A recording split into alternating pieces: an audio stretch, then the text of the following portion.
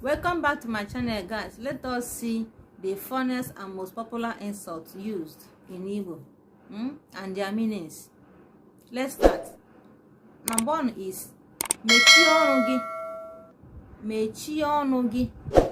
Shut up your mouth. Mechie ọnụ gị. If someone tells you mechie ọnụ gị, that means your word doesn't count. Mechie ọnụ gị. Another one is si ebe a pụọ.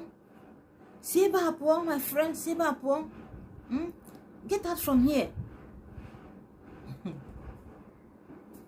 Another one is egbe eluigwe gbagbuo gị.